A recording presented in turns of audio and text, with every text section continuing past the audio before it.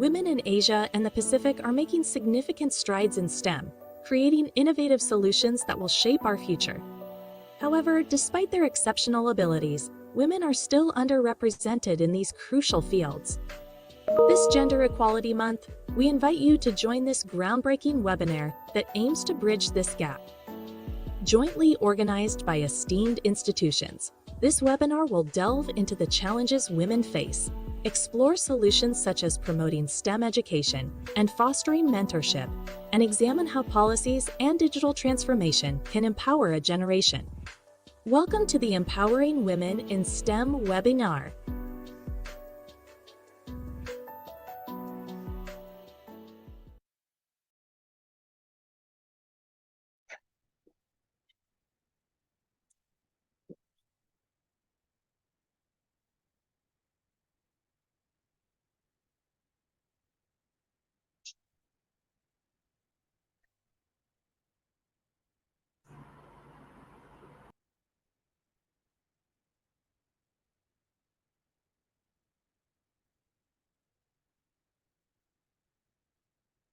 Good morning, everyone. Welcome to this ADB AWS Area and Tata Consultancy Services webinar on empowering women in STEM.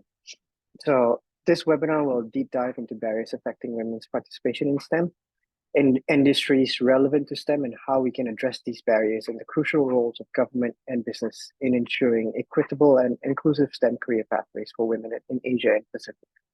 We will start with some opening remarks from ADB's Director of Gender Equality Division, Climate Change and Social Development, Samantha Hung, followed by a sustainathon sharing session by Tata Consultancy Services, and then a panel discussion with our esteemed panelists from different fields. Samantha Hung, can I invite you to make your opening remarks, please? Thank you. Thank you, Manny. It's a pleasure to be here.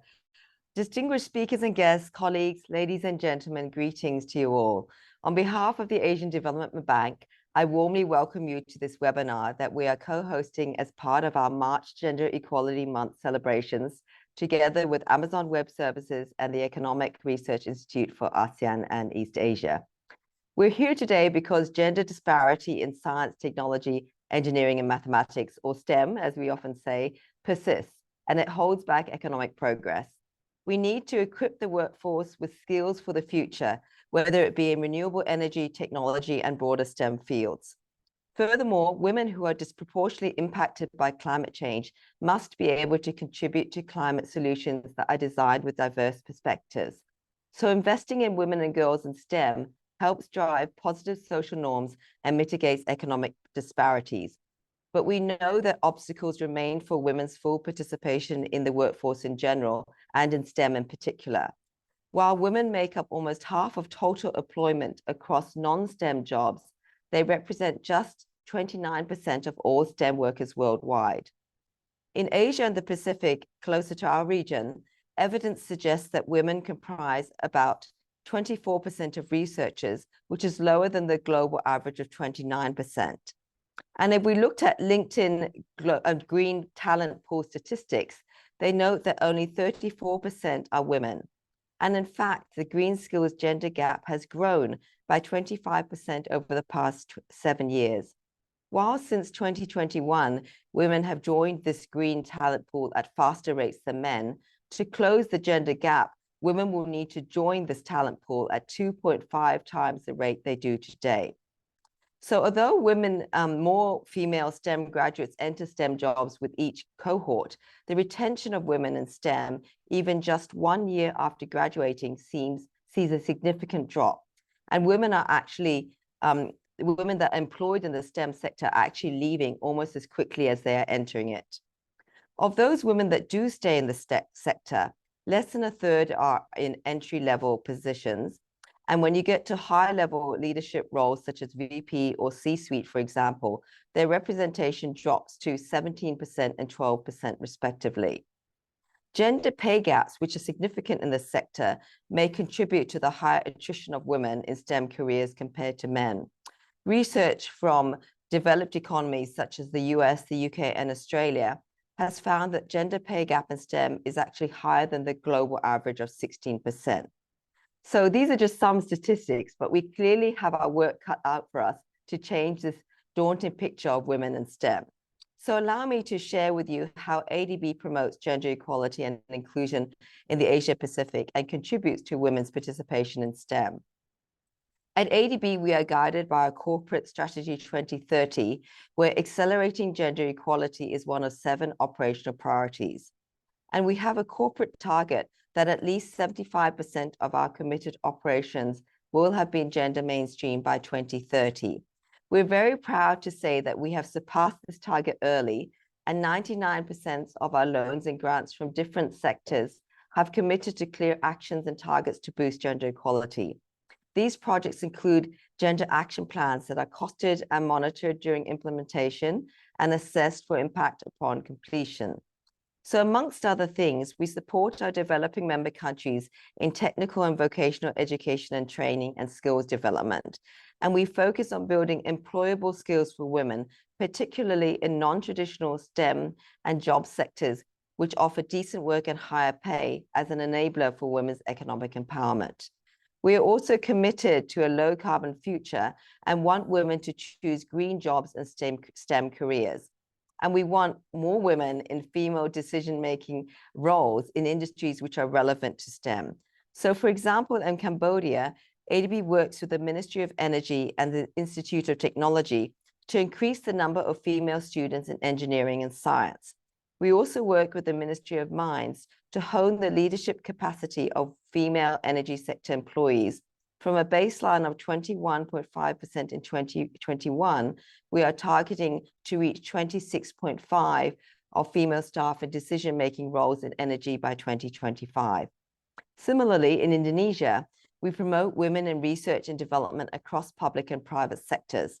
And we do this by building the skills of female researchers and encouraging female students to take part in R&D and innovation.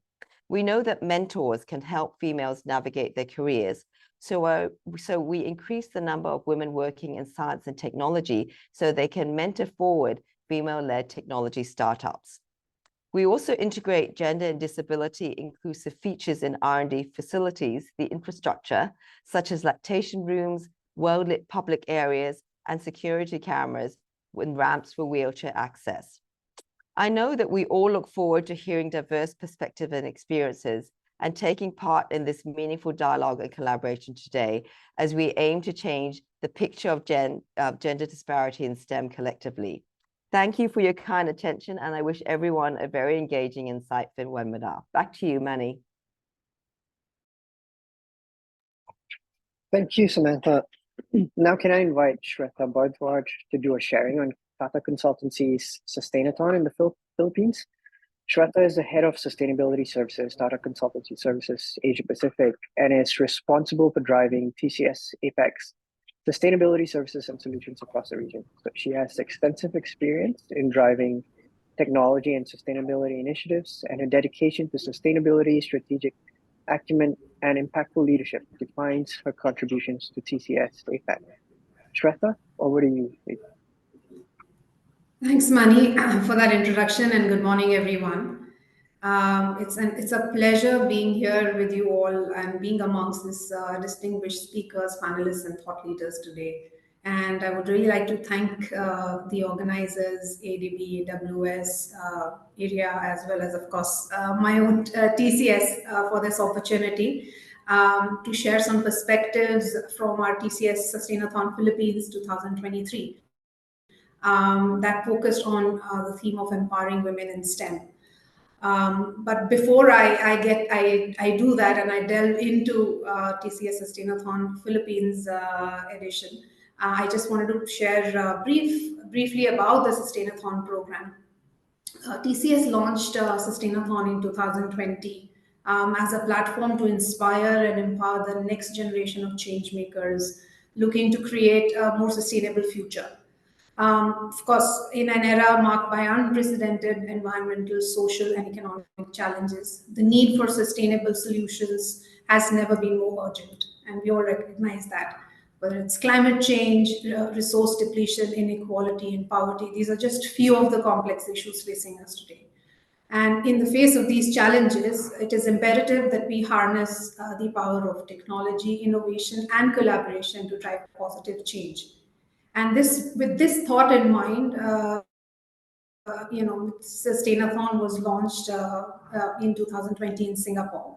And at the inaugural edition, then we had the honor of hosting the then president of Singapore, Madam Halima Yaqub, as our guest of honor.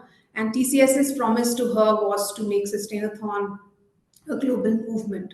And so since its launch, we've taken Sustainathon to Malaysia and Philippines. That was in 2021. We also launched an ASEAN edition. And these regional editions not only showcased the talent and creativity of youth in Southeast Asia, but also highlighted the universal relevance of sustainability issues and the need for collaborative solutions on a global scale. Today, as we speak, TCS Sustainathon has scaled up globally to Australia, New Zealand, here in Asia Pacific, to India, to South Africa, to UK and Ireland, Europe, and it's just been mobilizing young minds to unleash their creativity and passion to solve sustainability challenges in their communities and beyond. At the heart, of course, of Sustainathon are TCS's core belief of building greater futures by influencing and empowering youth. Of course, the young innovators who dare to dream, to imagine, and to create a better world through their passion, creativity, and determination. Three, the UN Sustainable Development Goals, definitely at the core, ensuring that the efforts contribute to meaningful and measurable impact at scale. And lastly, partnerships with TCS has with customers, government agencies, and community partners, bringing them together to maximize the impact and reach. And we do this by identifying real world sustainability issues. So keeping them real is the key, and providing mentorship and support to the participants throughout their journey. Now, if we look at TCS is one of the largest employers of STEM talent globally. We have over 600,000 employees. It is also one of the largest private sector employers of women in STEM, with over 220,000 women employees. Of course, TCS is very committed to imparting digital skills and capabilities to at least 5 million youth by 2020. We're part of the World Economic Forum Digital Skills Gap Forum. And we've had several flagship programs, which my colleague here, Nushin, actually runs for us here in Asia Pacific, including the Go Innovate or Go IT program that encourages students to build the skills and confidence to pursue STEM education and careers and become tomorrow's technology and business leaders. And the Go IT Girls program, which we specifically run in ANZ, which that focuses on addressing the gender gap in STEM. In line with this ethos, and when we were thinking about what should we look at for 2023, having looked at combating food waste in 2020, looking at reimagining education in 2021, 22, we said, okay, in line with obviously, the fact that STEM and digital skilling is so close to us, we sought to examine this very critical issue that I think transcends borders and cultures, which is really the empowerment of women in STEM fields, and particularly within the context of Asia Pacific region. And I'm not going to probably go through some of the statistics which Samantha so aptly and so beautifully kind of captured in terms of the challenges that we see through the journey, whether it's really getting more girls interested in pursuing STEM education, to then actually taking up STEM careers and then progressing through those careers and then advancing in terms of leadership positions. And in Asia Pacific, particularly, this underrepresentation is pronounced, with cultural norms, societal expectations, and institutional barriers often hindering women's participation and advancement in STEM disciplines. Again, I had some statistics. I'm going to skip that because Samantha covered pretty much very comprehensively. So the 2023 Sustainathon edition, which we ran in Philippines, also in Singapore and Malaysia, we've been running the same theme. look to examine some of these cultural and systemic factors contributing to this imbalance and opportunities to actually correct that. Whether it's access and equity in STEM education, girls often face barriers to accessing quality STEM education due to socio-economic status, limited resources, cultural norms. And to address this issue, of course, governments and educational institutions can look at prioritizing initiatives that aim at promoting more equity and access, including scholarships, mentorship programs, outreach activities targeting girls, particularly among underserved communities. There's gender stereotypes and bias that continue to deter girls from pursuing STEM subjects and careers. If you look at, there's the significant efforts that educators and policymakers must make to actually challenge these stereotypes and foster a more supportive learning environment that encourages girls to explore their interests in STEM. Role models and mentorship. I think if you're going to be, when we speak with the students participating in Sustainathon, that often comes up more so from the young girls or women who we talk to.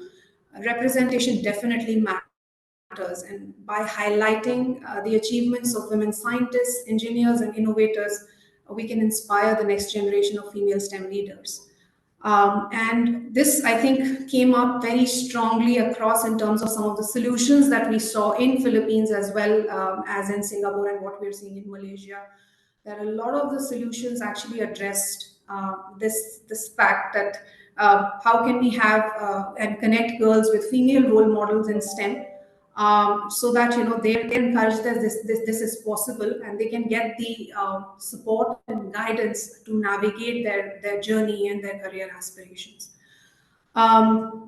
When we actually move to workplaces, an inclusive work environment plays a crucial role in retaining and advancing women in STEM careers. And Samantha kind of talked about the retention. Employers must prioritize diversity, equity, and inclusion initiatives to create an inclusive work environment where, of course, women feel valued, respected, and empowered to succeed. This includes addressing issues such as workplace harassment, discrimination, and unconscious bias through comprehensive policies and training programs. Also addressing structural barriers to advancement, such as lack of access to leadership opportunities, unequal pay, and limited career advancement prospects, which continue to impede women's progress in STEM careers. Supporting work-life balance, that's a significant challenge for women who juggle caregiving responsibilities and demanding careers. So employers can actually support that through flexible work arrangements, the leave policy important, which is more around the leadership advancement, the underrepresentation of women in STEM leadership, and we see that as a gap. In fact, that here in Singapore, just as an example, you have 44% women at entry level STEM jobs, but that goes down to about 32 odd percent when it comes to leadership roles. So obviously there's underrepresentation of women in STEM leadership, and that's a persistent barrier to gender equity in the workplace. So organizations obviously need to promote women into leadership roles and dismantle some of the systemic barriers that prevent their advancement. This could be through leadership development programs that equip women with skills, confidence, and resources that need to thrive in these leadership roles. And a lot of time, just packing them and giving them the confidence that they can do this, and they should just back themselves and move forward. There are also numerous mentorship, coaching opportunities, and networking opportunities that help address some of these challenges faced by women. These have been some of the themes, as I said, that have resonated and where we've had some fantastic solutions coming our way in Philippines and in my interactions. with some of the students. They have spoken about some of these issues and bringing in their passion and creativity to really say what are some of the solutions that we can think of to actually address that. So we had a team here in Philippines, and I think also in Singapore, addressing can we have through AI, can we reduce the bias in hiring and recruitment, that comes in sometimes. So can we use AI to reduce that bias by eliminating some of the subjective kind of aspects there, interestingly. And as I've already mentioned, a lot of these solutions focusing on the role model and mentorship support. And we had the winning solution here in Singapore very fantastically kind of address that.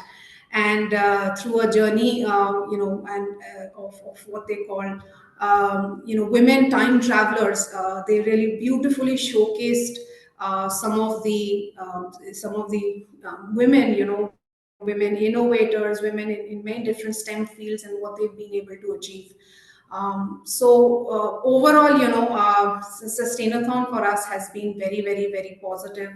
Overall, and also the 2023 edition that really deeply looked at this issue of empowering women in STEM, and hope that some of the ideas we do hope to take forward, in terms of just working through with the students and with our partners to just work through some of those ideas and see what we can do and whether we can take them forward and actually turn them into a prototype and MVP. So that's the journey that students can look forward to after Sustainathon.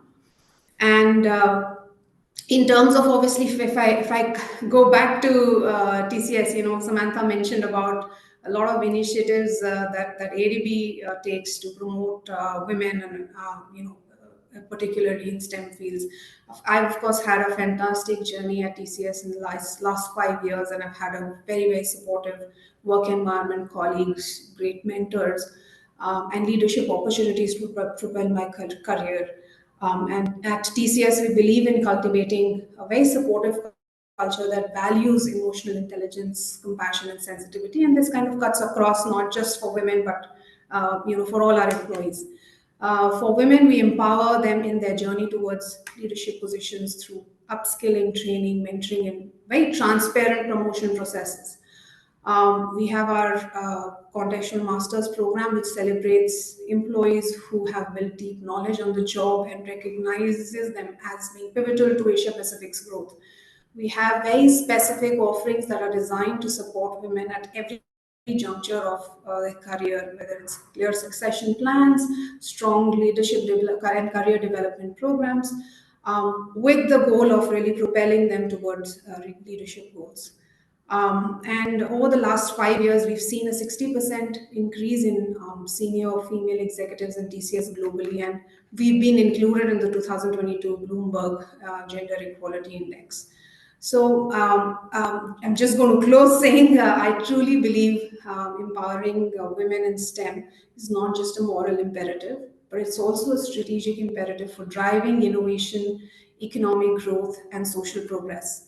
By investing in education, breaking down barriers to career advancement, and promoting women into leadership roles, we can create a more inclusive and an equitable STEM ecosystem where all individuals, irrespective of gender, have equal opportunities to succeed, thereby unlocking the full potential of our collective talent and ingenuity. And I really look forward to the panel and hear Nusheen, my colleague, as well as some of the esteemed panelists on this. And once again, thank you for the opportunity to share about Sustainathon and about what we do at TCS. Thank you. Thank you very much, Shweta. It's very, very interesting on the work that TCS has been doing in terms of the Sustainathon. Now we come to our panel discussion, and this is where we'll kind of dive a little bit deeper. We've heard a lot of stats that Samantha shared. We've touched on some of the barriers that Shweta highlighted. We want to dive a little bit deeper into the barriers affecting women's participation in STEM. how we can address these barriers and the roles of government and business from both the public and private sector in ensuring equitable and inclusive STEM career pathways. Uh, Allow me to introduce everyone, our esteemed panelists. First up, we have Sabrina Wong, the founder of People's Inc. 360. Sabrina is from Singapore, is an award-winning serial entrepreneur and advocate in the media marketing and technology industry with over a decade of experience across various media. So she founded People's Inc., scaling marketing automation software as a service platform, to over 7 digits in annual revenue within 2 years. And her mission is to use her years of hard-won experience to further the next generation of entrepreneurs. Welcome, Sabrina. Next, we have Ezra. Ezra Ostromlecki, founder of Nutrient. I hope I pronounced that right, Ezra, but please correct me if I'm wrong. Founder of Nutrient. It's a company that serves as a conduit between bioscience and customers in food and beverage and feed industries. Ezra is a leader with a rich background in the biotech industry and boasting experience across various business lines within both B2B and B2B2C environments. Next, we have Talitha Amalia. Hi, Talitha. As Director of Operations at the Solve Education Foundation, steering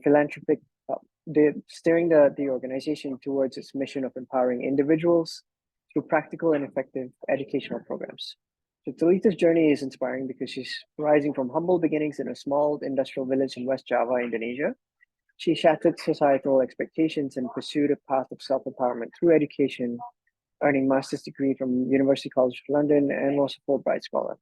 And I think we'll all be delighted to kind of dive into a little bit of that and learn more about your experience, Talitha. Last, we have Nushin Nalwala, head of the CSR, Diversity, Equity, and Inclusion and Employee Wellbeing Asia Pacific in Tata Consultancy Services. Nushin is a strategic and innovative HR, CSR, and DEI leader with 20 years of experience in the IT industry. She's passionate about all things related to engaging with employees, employee health and well-being, as well as programs that create an impact in the community.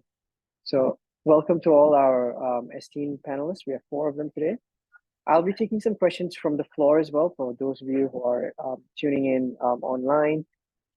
Please just type it into the chat and then we will filter those questions and we'll take them on as and when they come. So let me kick off with some questions on my own. First one is really just to provide, we've seen a bit of the landscape and see where we are now. I wanted to just touch on how does representation vary between public and private sector from your perspective? Where do we want to be in the short to medium term and long term? Maybe you can direct this question to Nasheen and Talitha. Whichever, Nasheen, maybe you can go first. Thank you, Manny, and I'm quite excited to share the panel with all of these esteemed ladies.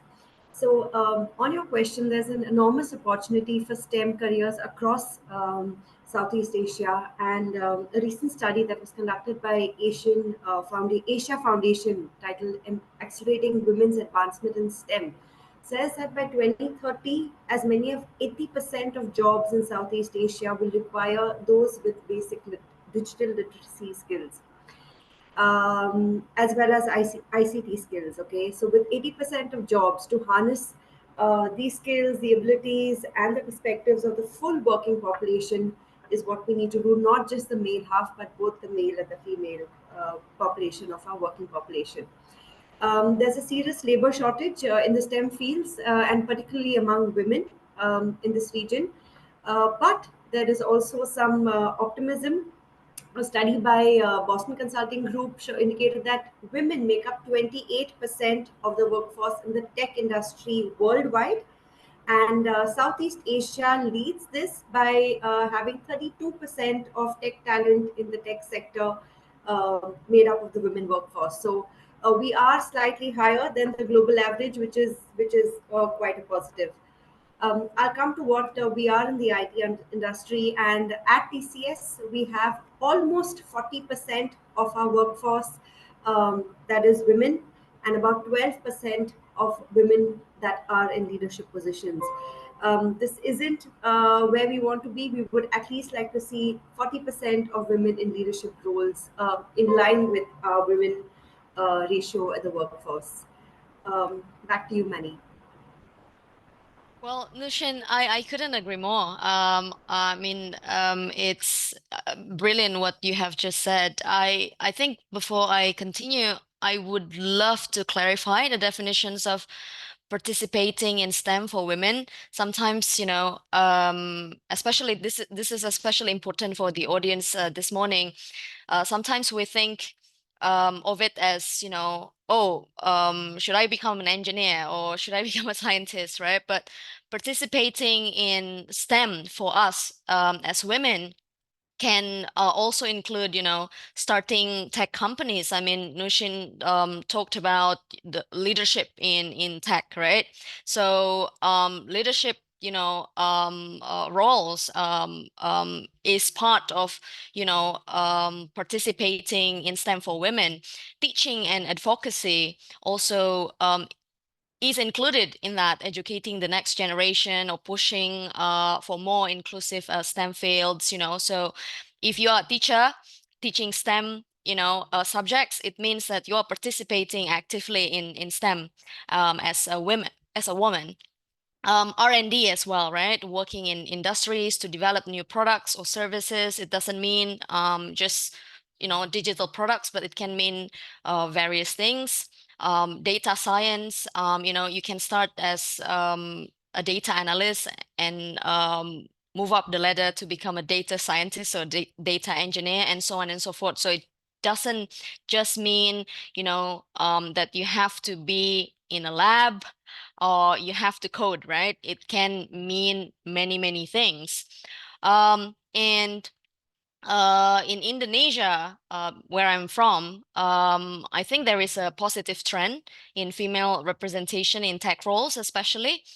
But the gap remains significant, especially in my sector, the private sector and the third sector. The government's push towards digital transformation, in Indonesia, it's very present. We've had a policy where the government basically tried to make sure equitable access to the internet for all the Indonesian regions from the west to the east. We also see the government pushes the increase of female participation in the government sector as well as the private sector. But I would say that the short to medium term goals for us should focus on closing the gender gap in, number one, STEM education, then employment.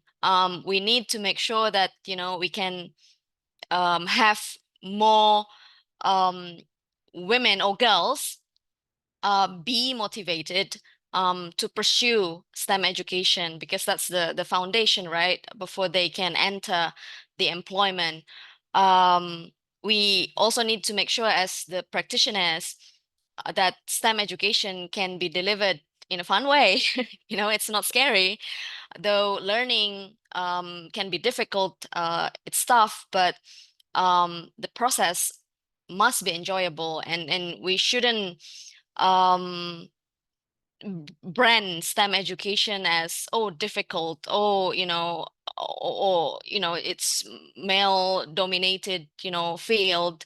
It can also be fun, it can also be enjoyable for women to pursue, and it requires also like a strong support system. It can be from their peers, it can be from their teachers, their mentors, and the society as a whole. Make sure that pursuing or learning any STEM subject can be extremely enjoyable. With that, obviously, a long-term vision should be about achieving gender parity in the leadership roles within various industry, including my industry, tech industry. For us at Solve Education, the key leadership positions are held by women, including myself.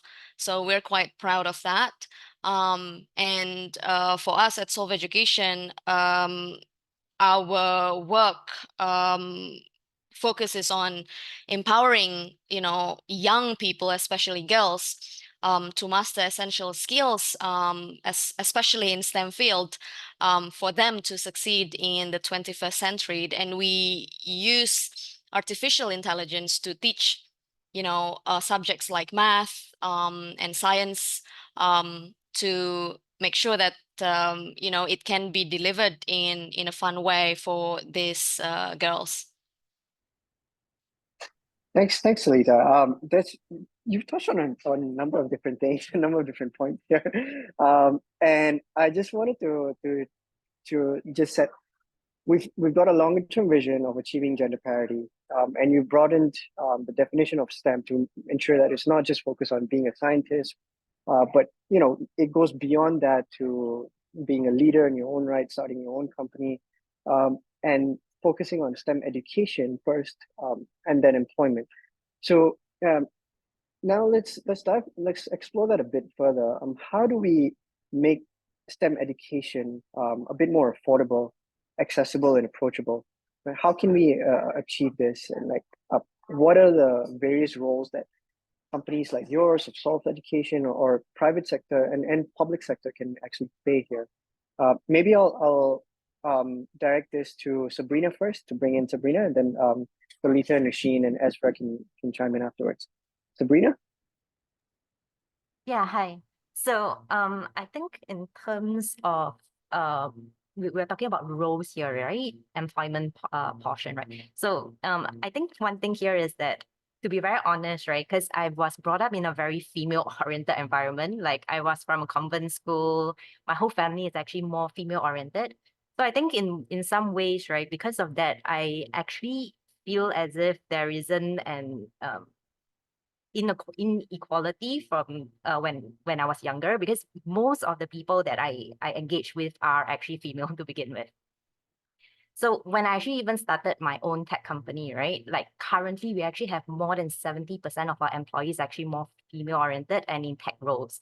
So I think because one reason here is that because of the way I was being brought up, which is why, like when you guys highlighted on in terms of like role models and all, and also like early inspiration, I think it kind of like cultivates the culture of which, what your culture is becomes what your work culture becomes.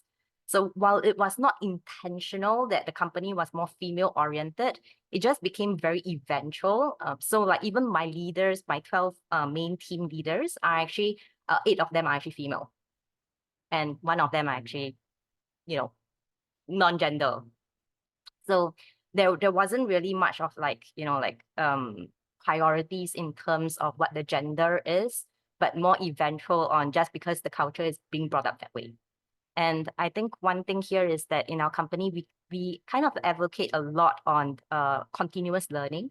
So we came out with like a gamification model where when you actually join the company itself, you actually go through a learning system to actually better yourself in understanding, the current trends in terms of technology, to kind of like improve your own skill sets, understanding what tools to use. And we also have like kind of like a reward system to kind of like encourage people to pick up these tools so that they can actually utilize it in their day-to-day work. Yeah. So I personally feel as if like I think like having more access to like education, having more like programs that kind of like elevate the workplace culture, as well as like having role models to actually kind of like cultivate this the confidence and the experiences does help in terms of having more women-led organizations, as well as leadership roles. Thanks, Sabrina. Maybe I can bring in like Ezra here as well, and Nushin, on what are some of the strategies that you think would be useful in terms of making STEM education more affordable and accessible, and Also, any kind of leadership roles and changes that you think would be necessary to kind of address some of these barriers. Maybe I can shortly start, Mission. So I think one of the important things that, to increase the women in the STEM is, of course, starting early engagement of the girls to the education and the careers, right? So to me, that starts with the parenting and teachers even before the school starts at home. So, of course, giving enough chance and opportunity to girls and boys in the school system is important, but I think we should also train our teachers and parents that, hey girls, you can also do it. So it's not just a male thing, so you can also be successful in STEM field. That's why we can encourage parents and teachers also to be more attractive to the female or the girls at first. And I think in addition to school system, outreach programs, summer camping, these kind of activities can also create an interest in girls to proceed or to have a education and career is in this field.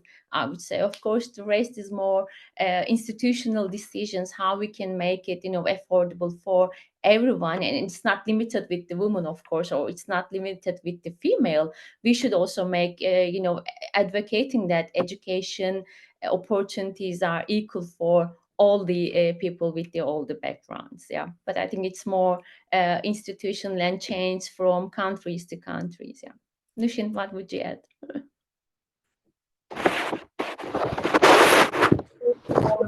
I completely agree with what both Sabrina and Ezra have shared. And I want to share a few examples of programs that TCS has brought in to close this STEM gender gap. In terms of starting early, is what one point both Ezra and Sabrina said. We do have, and if you recall, my colleague Shweta also mentioned the Go IT Digital Innovation Program. This is a completely free program that we take to schools, especially those that serve students from underprivileged backgrounds. It's completely free, and it is about sparking that curiosity in STEM, demystifying what computer science is. They also get to meet industry experts, and there is a safe space to innovate. Okay, and finally build 21st century skills. So that's what the whole Go IT program is. It starts as early as grade 1 or 5-year-old kids and goes up to 15-year-old kids. So we take this program to school. We teach the students a little bit about what design thinking skills are. We tell them about what are the gaps in the computer science industry. Some of the things like Talgita mentioned, that it's not just for boys, it's not just geeks who are sitting at computers the whole day long. That's not what the computer science industry is about.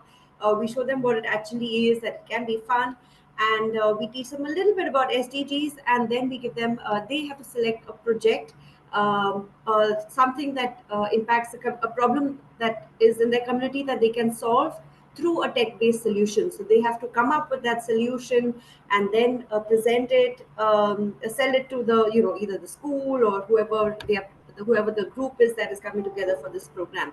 So that's about sparking that initial curiosity, starting young, and demystifying some of the things in STEM.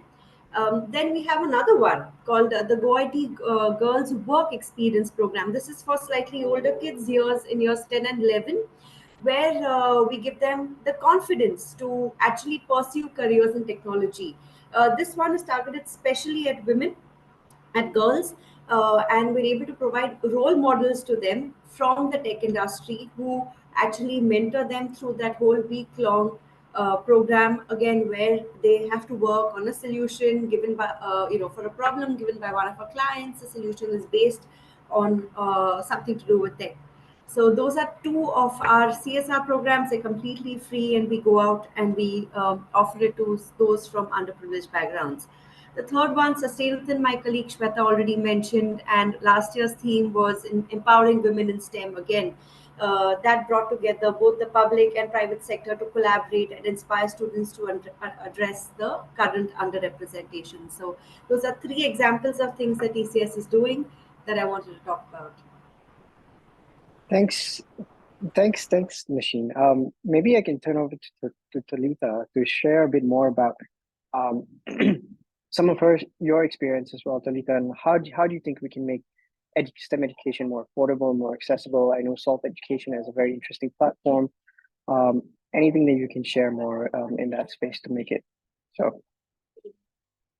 Yeah, that's a great question. The keywords are accessible and affordable, right? I think Mhm. my background is a little bit different. I wasn't brought up in an environment where education is deemed important for women. Not not even STEM education, but education at all. When I graduated middle school, so grade 7, right? I was forced to just drop out of the school to either get married or work in a factory, right? And I think that's a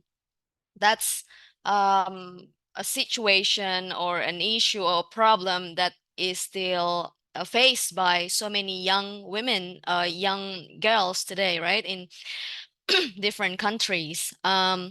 So I didn't have a tiger mom to help me, you know, learn math or to excel in STEM field. In fact, I think I started to develop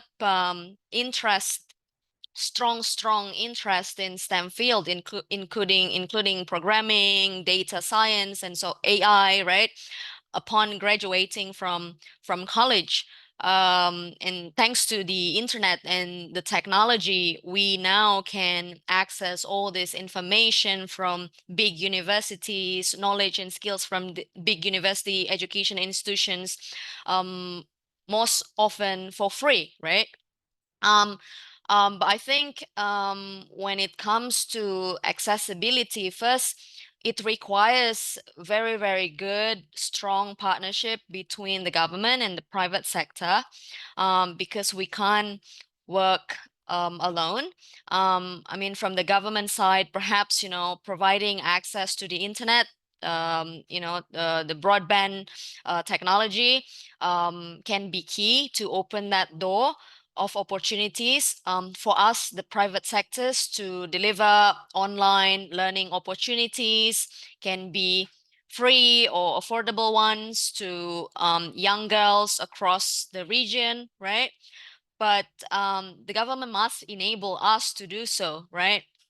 Also, by partnering with the government, you can have access to local communities in an efficient way, for us to then promote whatever we can offer to the communities when it comes to STEM education. So I think public-private partnership is key for me, but also highlighting the success of women in STEM can be crucial as well to inspire young girls to pursue STEM education or STEM career.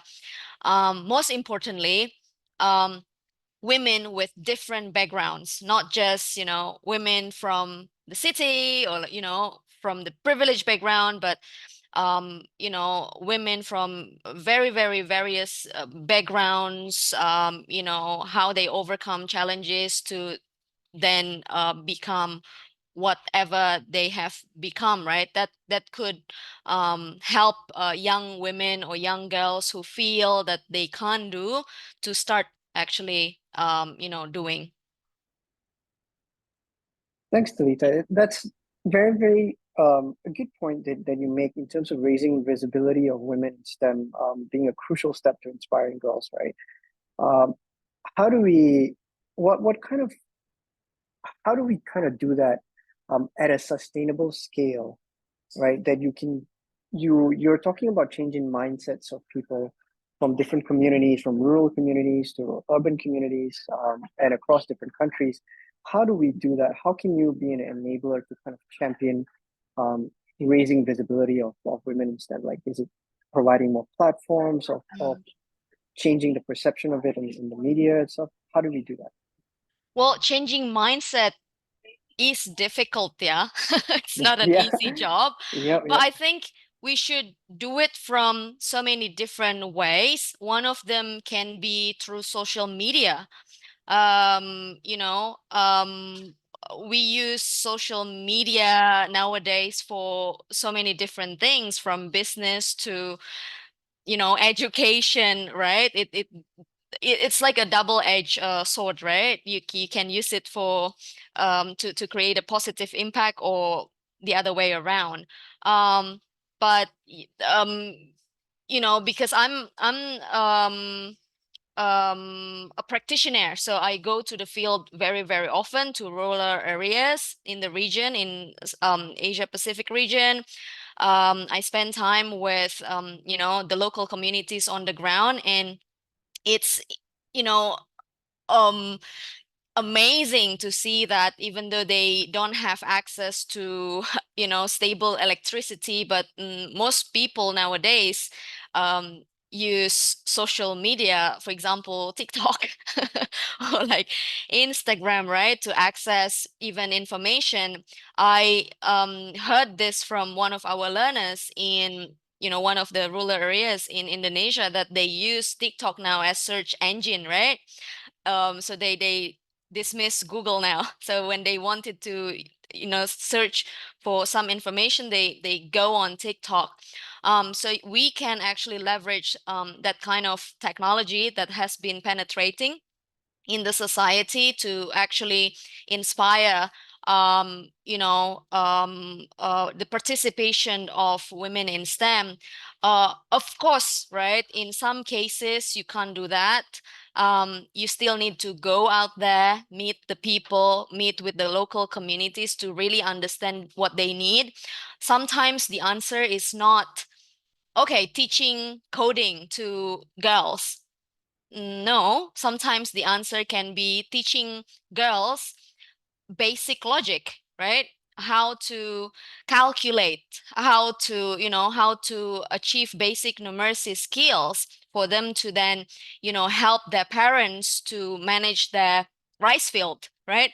So it has to be very, very targeted. But you talked about scalability and the way to go about it. I think one of them is through social media, especially if you wanted to target Gen Z and below, right? So and then they use that often, so we can definitely leverage that. Thanks. Good points, Talita. I want to turn it over to some of the other panelists to see if you can jump in here as well. Sabrina, would you have, from your perspective, anything to you mentioned you came up from a different background. What, how would you raise visibility of women in STEM? How can you be an enabler to this, to championing this? So I actually agree on the social media end of things, because most of my employees are actually also very much into social media. And I think the first thing, other than, you know, my wake up routine, the next thing that I go on to is also social media. So I think in terms of social media wise, there's a it creates a lot of impact in terms of, you know, how people perceive things to be. But I think on top of that, right, like I think local communities, developing local communities can actually help as well. So I actually run two women-oriented communities. One is more towards educating in terms of, you know, like technology and business building, and the other is actually more towards like mindset and also personal development and growth. So in both communities itself, right, what we are trying to advocate here is not so much of just a gender approach element, but it's more of kind of like enabling people to kind of understand that, you know, how they can actually pay it forward to others. So by them actually receiving more knowledge on a particular aspect, to be able to actually guide them, guide their employees or their kids, or, you know, the next generation, to kind of like help in terms of the overall you know, growth in terms of, you know, whether it is STEM or otherwise. So I think in terms of like building up engaging more communities, on the ground level can actually also help to amplify this impact. Thanks, Sabrina. Ezra, Nasheen, would you like to also share your perspectives as well? Ezra? Many, thank you. So I fully agree with Talita and Sabrina. So I think it's very, very important that we increase the numbers of visible roles of women in the STEM, right? Because then the girls can have the confidence that, yes, I can also be successful. And I think Talita mentioned earlier, it's not only about the individual contribution roles, but also leadership positions should be available for the women, and we should be more vocal about that yes, that we should be creating more numbers of role models successful in science, technology, and engineering. So I think there is two aspects. Of course, the first one is the education. How can be how we can access to girls still in the education or still having the have not decided yet in which channel or in which direction they would go. So I think it's more face-to-face visits, collaboration with the schools, and more personalized guidance to those kids, right? So to take their interest in the STEM, in the STEM, actually.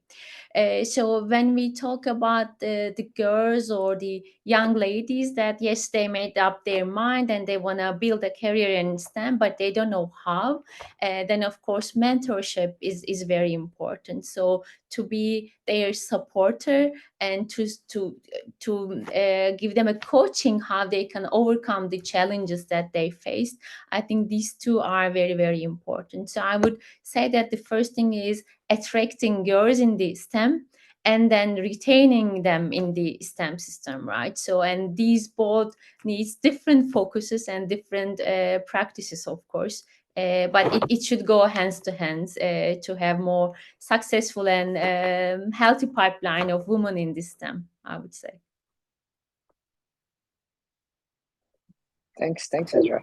I'll Nasheen? go Mani one step further, Yeah. and after we've encouraged already the children and the girls to go to STEM, I'm going to share 2 points on what corporates can do.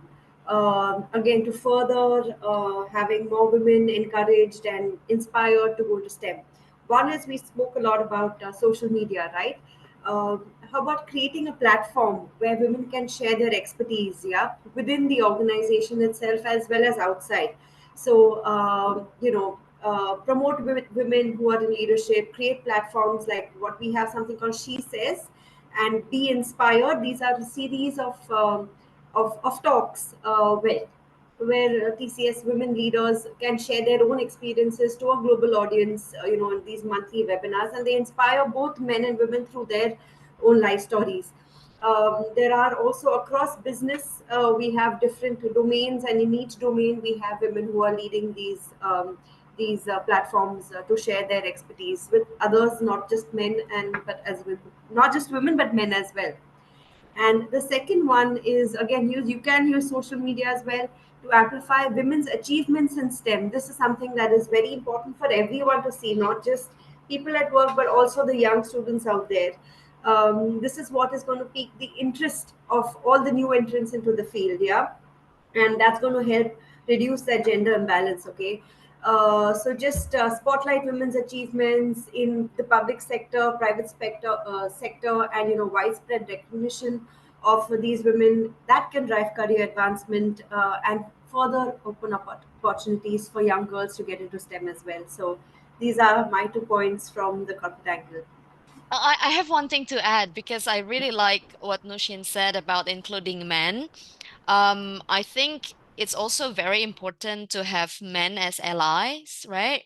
Um, to show that this is about inclusion, this is about equity, this is not about women trying to like beat whoever, right? This is about, making sure that we can achieve equitable, world for everybody, including women. So having men like you, Manny, right, as a champion, as an ally, right, to support this cause is extremely important.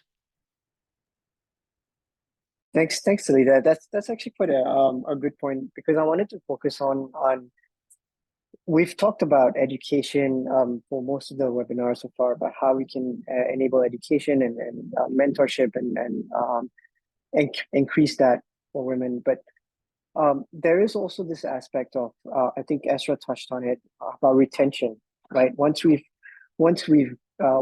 women have actually got into the STEM fields, they've got employment, but then there is a term that is called like a leaky pipeline, where a lot of women still leave STEM fields in increasing numbers. And how do we then retain women from leaving the field, essentially, and continuing on? From the corporate perspective, I think Machine highlighted a couple of points.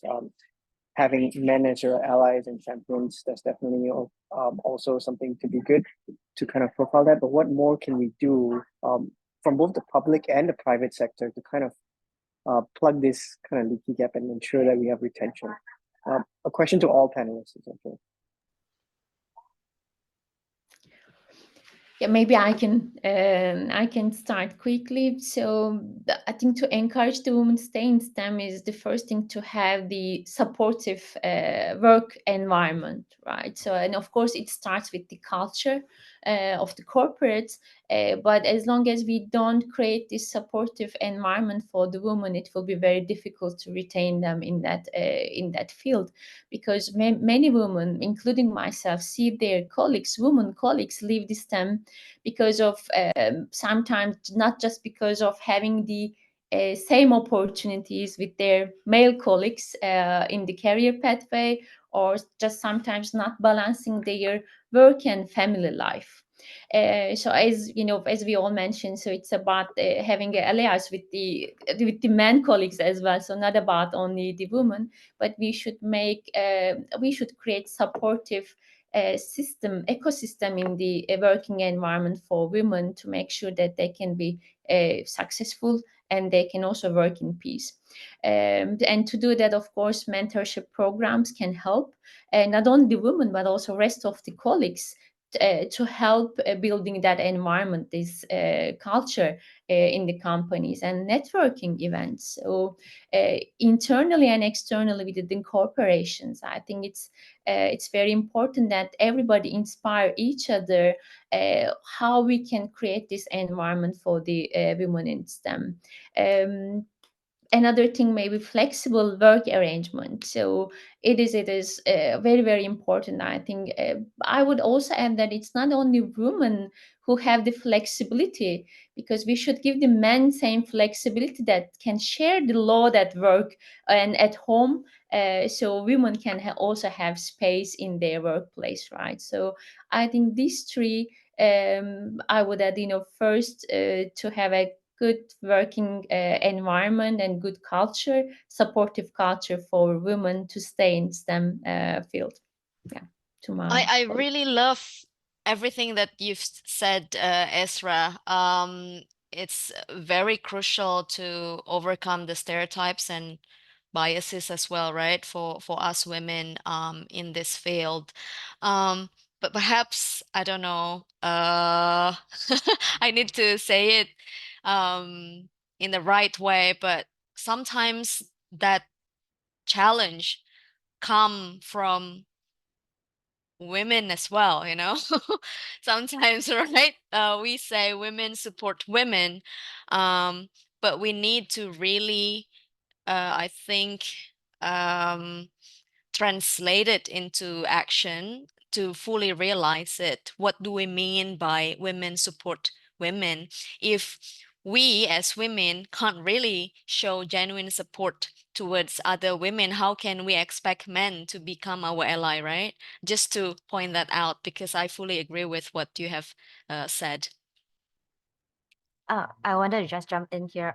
So the thing here is that, okay, so in our company, right, I think our problem is not so much of keeping women within the organization, but actually keeping people all together within the organization.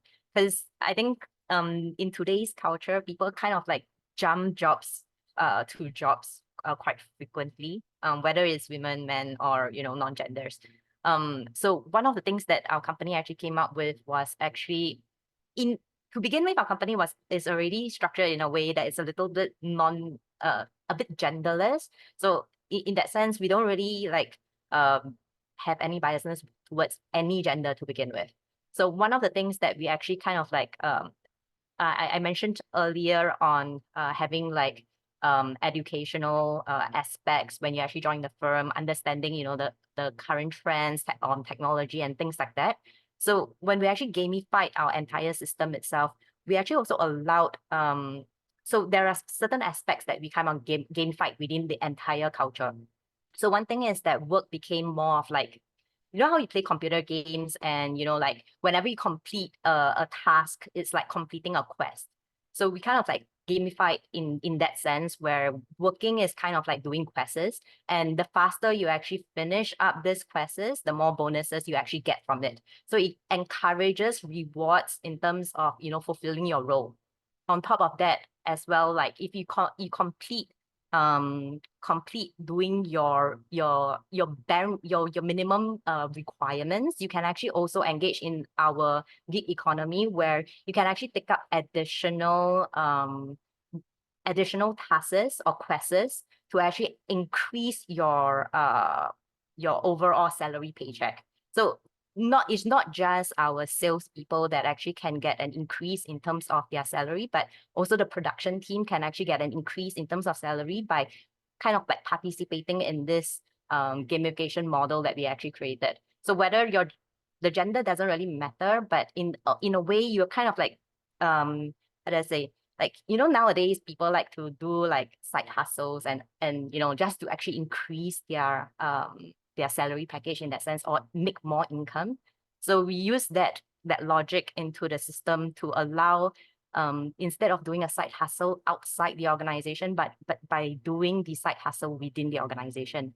And actually in creating this gamification culture, it helped in terms of reducing our turnover rate, whether it is men or women.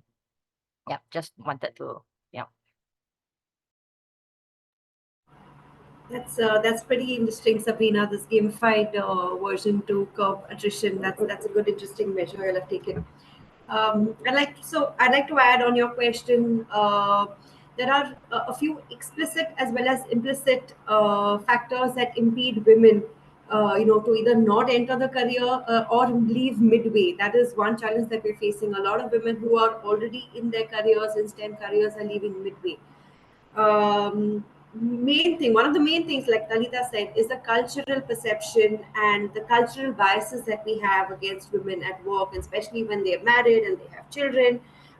This whole thing about, if I want to be successful, if I want to, be in leadership, I cannot have children, I cannot have a family life, I focus only on my work, right?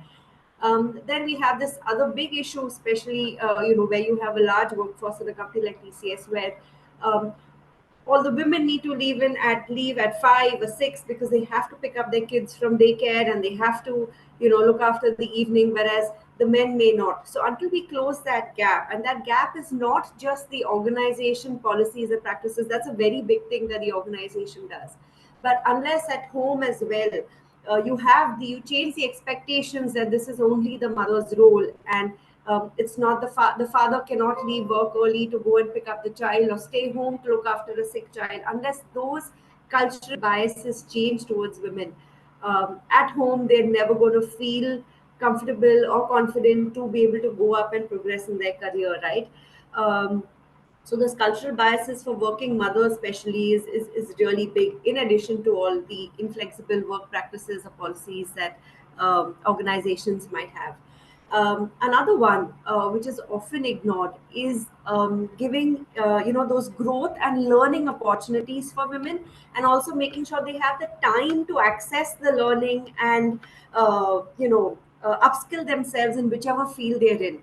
That is something that is often overlooked, because work takes priority, then family takes priority, and where have you left the learning, upskilling part of it for women, right?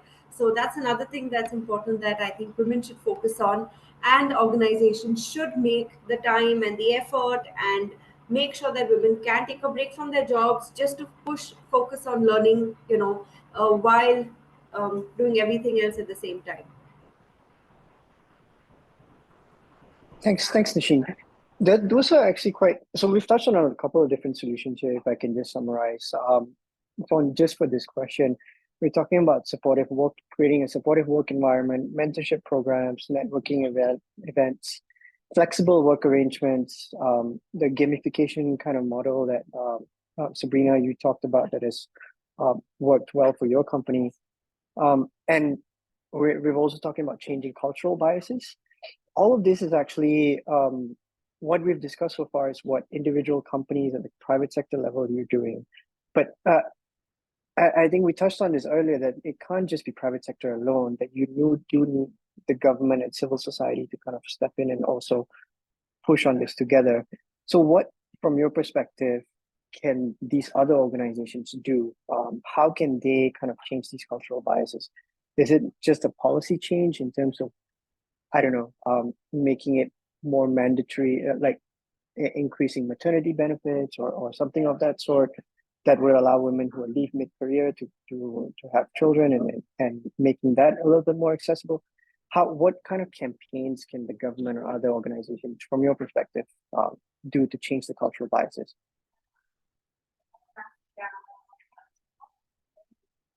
Anyone?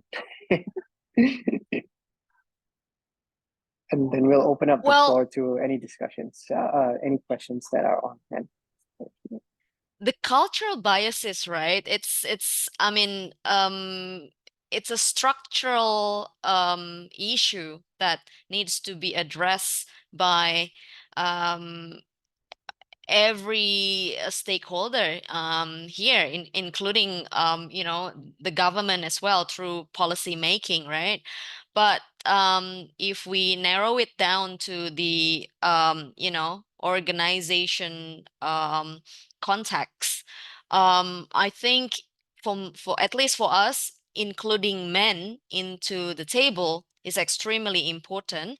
Not just because we don't want to see more division. We want, like Nushin said, you know, a more of a fairer and inclusive world for everybody to participate in the work place, right? In the market, right?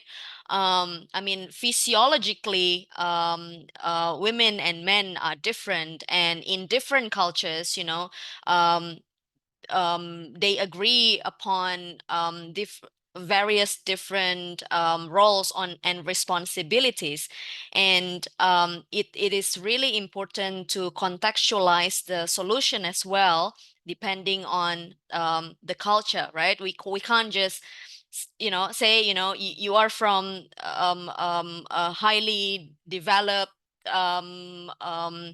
country where, you know, a small highly developed you know, country in terms of income, where, you know, you don't see sort of gender disparity anymore in the workplace, then try to you know, force the solution that you think works in your country to different contexts in different countries, right? You cannot. We talked about, you know, religions as well, customs, cultures, and so on and so forth. So it's extremely important to, before we jump into solution, to understand their situation and their context first, and include everybody into the discussion. In Indonesia, for example, because we are a Muslim majority country, you know, similar to what Nushin has said, you know, women have this sort of agreed obligation that they are caretakers in the family. They need to, you know, do certain things, you know, to and juggle between their you know, a career and personal life. You know, we can't just say that, hey, no, you know, let your husband do it. We cannot just say that, right?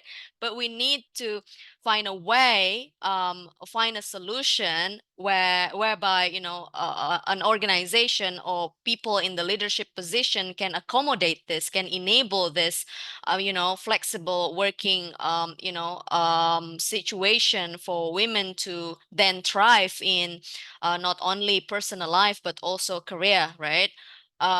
Similarly, if you talked about different contexts, I think for us at least, because we're a non-profit organization, before we deliver any program at all, the first thing we do is to speak with the local communities, listen to them, just listen, and try to empathize with their situation before, trying to force a certain solution that we think is right. Sometimes what we think is right is not, what they need, right? So it's important to really understand the context first.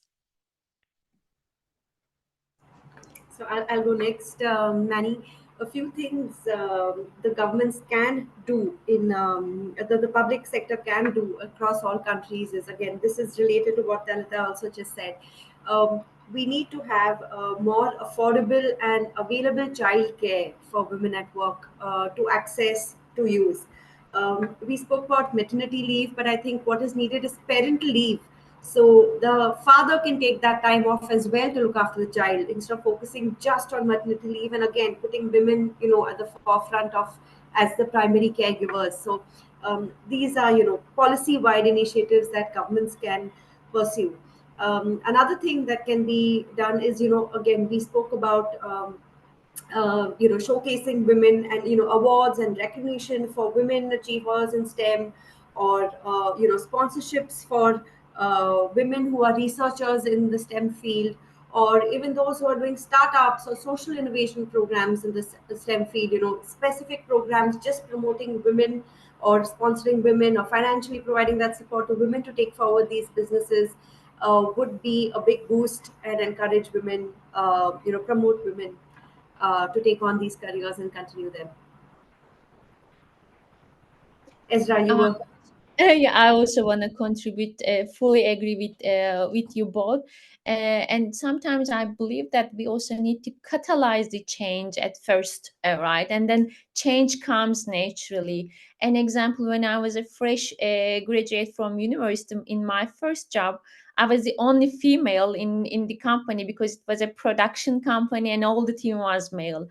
And of course they didn't know how to behave and how to continue working with a woman, right? So but this one change, having one female in the room started the other chain of reactions, I would say. So government can create fundings to support the women hiring. So of course it will not be possible to change everything and overcome all the challenges at once, but it's very important for me that we catalyze the change, make the motivation at first, and then women also in that environment will help the rest, to create this culture and environment we underline. So I would say that government should support the hirings with the funding, created for this pool. Thank you. I think that what Katya mentioned earlier was actually what I was thinking of as well. Because like, for example, in my context, right, I find that currently the country that I'm in, which is Singapore, we're quite equal in that sense to some extent. So our government actually gives us grants and extra benefits, whether and some of it are actually already tailored towards women. So given that, in the culture that, I'm currently in, and also our company structure where we are actually work from anywhere to begin with, so we even have like mental day offs or, parenting care day offs, and, basically we have very flexible working hours. So I think to a certain extent, before you actually implement any campaigns of such, it's really important to kind of like understand where we are at that point of time, because it wouldn't be one for all kind of situation, because it wouldn't work one for all. Like what would work for people in Singapore might not work for those in Indonesia or Philippines, or like other regions, because culturally we are really different in that aspect. So but I think in terms of organization wise, if government can actually provide more organizational funding support to actually encourage more women employment, I think, yeah, that can actually really help increase, women within the organization as well as leadership roles. Great. Thanks for those points. I mean, it's in local context is very important. Before we dive into any kind of solutions, it needs to be tailored to each particular kind of culture and geography. I know that we only have a few minutes left, about 10 minutes left. I just wanted to quickly touch on some of the Q&A comments. We don't really have that many questions yet, but just a comment from Ken Kaneshiro to say that completely agree that STEM education has to be the first step in engaging more girls to enter the STEM fields as a career. One program that has worked apparently is implementing learning science by doing science that matters at K-12 level. And it's quite interesting. That program seems to have worked, apparently. And another one is that Lenatis Valoria has a comment that there needs to be small steps in bringing women in STEM-related work, like upskilling and reskilling training programs for underserved women to access entry-level positions in STEM-related industries. The economic potential of these opportunities can help remove the stigma of STEM-related occupations and start their career entry into this area of work. And there's another comment here on Nagua Win, who totally agrees with Talita on, I think this might have been a comment earlier on, but I can't remember when in the discussion, but they've been facing the same situation and could not express well. So thank you to Talita for expressing that situation. And we have one question on any suggestion on how schools can encourage equal participation among men and women from choice of college course to career. Any panelists want to take that up? Any suggestion on how schools can encourage equal participation among men and women from choice of college course to career?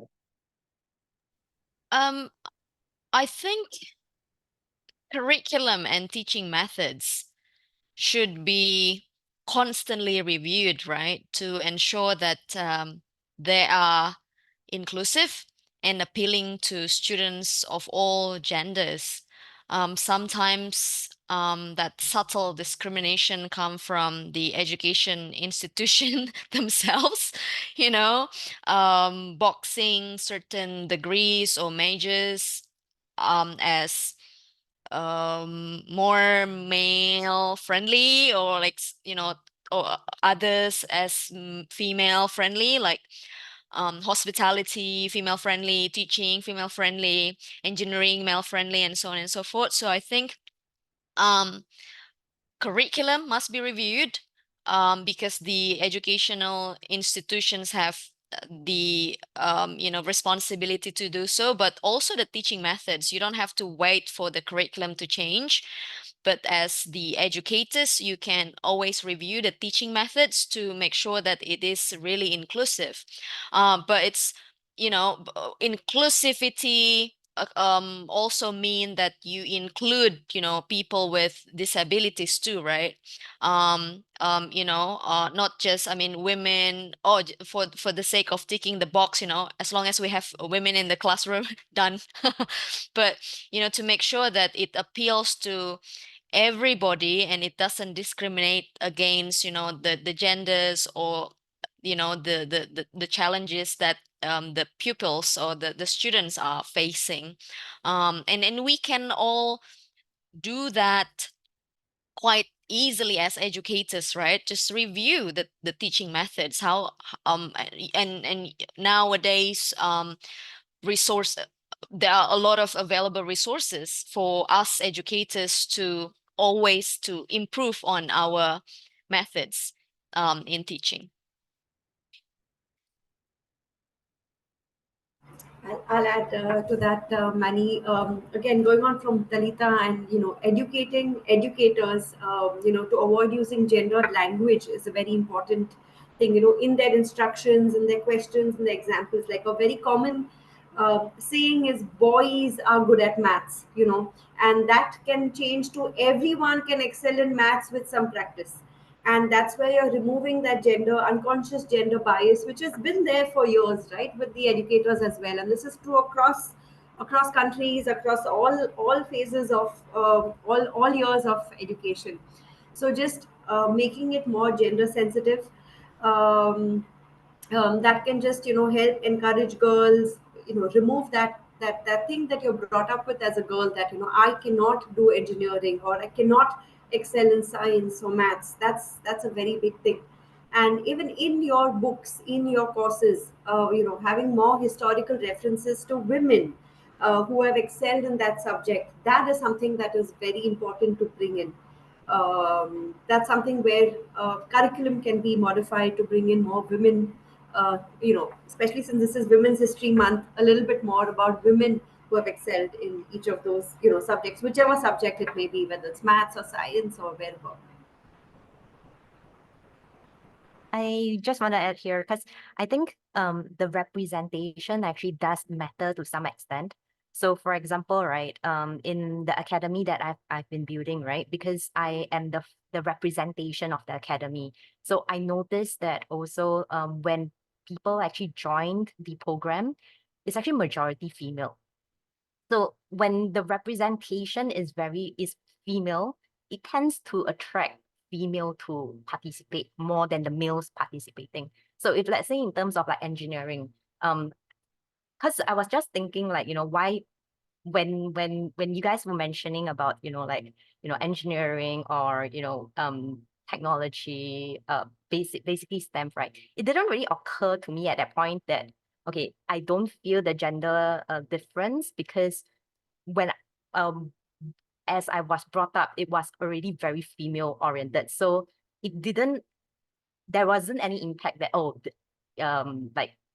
these boys are good in this. Because when I'm being taught, it was taught by a female representation, and that we are good in this. That's why I became a technologist.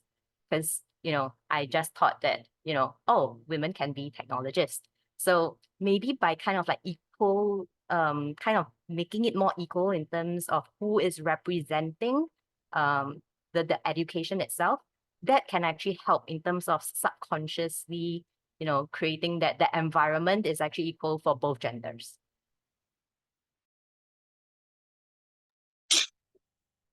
I would love to add to that because it's a very, very interesting point. I think it really depends on where you're at, what problem you're trying to solve, right? I mean, we're talking about gender parity or like gender equity in STEM education, but it's like a broad problem, right? And there are a lot of different leveling in how we solve the problem. I think in at some point at that level, in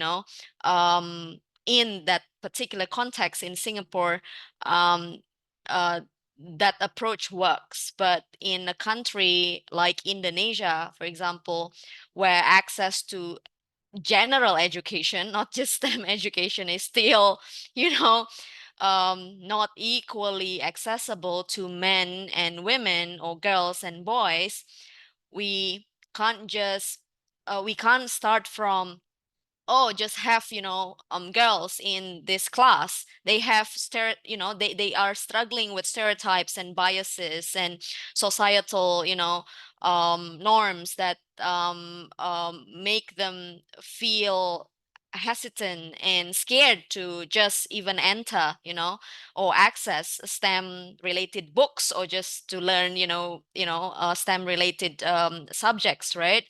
So we can't just magically have all or like more female STEM teachers in the classroom, right? If we have mostly male teachers in the classroom, we can have them as allies and champions to make more girls want to be more active in the STEM classroom.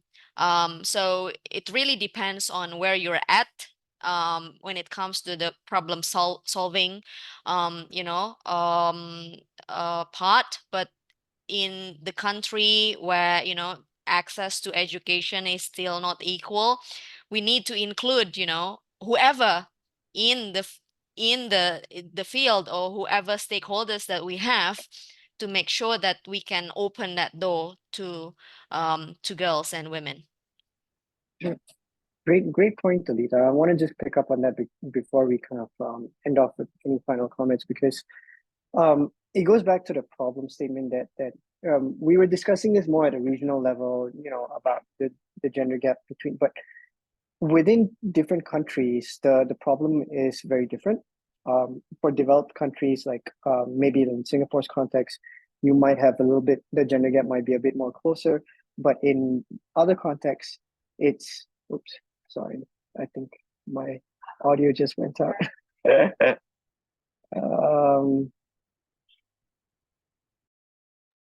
Sorry, yeah, can you hear me? Yes. Okay, yes.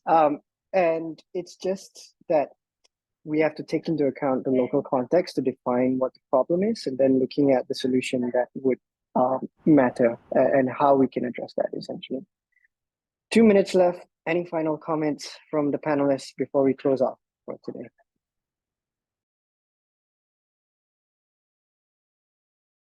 A lot of pressure, Manny. Final comments. Need to make sure it's quotable. I think my final comments would be thank you to everyone in the room, to Sabrina, Ezra, Nushin, to you as well, having me in this. And I'm really happy to hear from my fellow panelists. Their insights are very valuable. I'm also happy to see the questions and the comments from the audience. Especially from our female audience, how enthusiastic and excited they are for this, for today's discussion. But I think my final words would be that to address this issue, we really need to understand the context and to propose a solution that can address what that particular community needs. So thank you again for having me in this panel, and I hope to keep in touch with you all.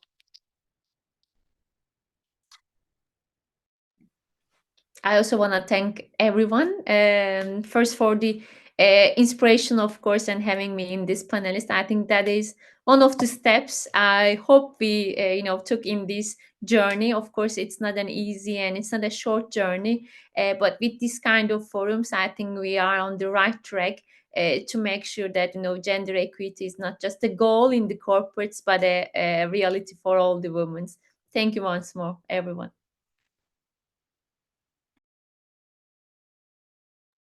Nushin, Sabrina, any last words? Sure, I'll go ahead, Sabrina.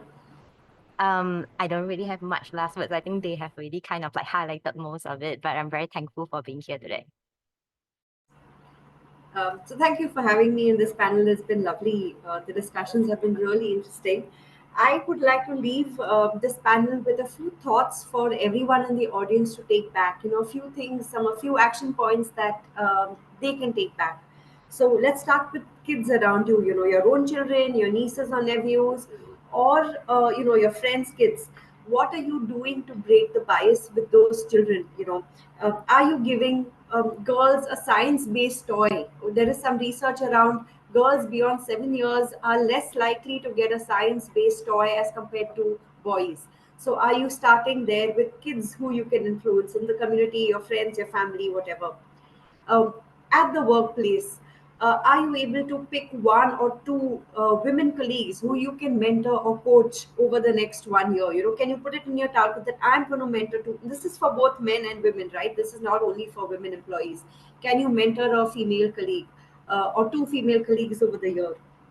And then a third one is about micro affirmations, that can everyone share at least one micro affirmation a day with every female colleague? A micro affirmation is just, a smile, a nod, making eye contact, in a meeting when you have men and women, just acknowledging the woman who is talking, just giving her that eye contact, an encouraging smile instead of, frowning and saying, you're, making her feel like her point is not valid at all.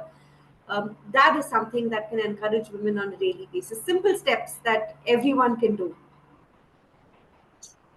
Thank you very much, Nisheen. And thank you to all panelists and for everyone who's attended today. Thank you very much for your time. We hope to see you back again in future webinars. Thank you all and have a good day. Thank you, everyone. Bye-bye.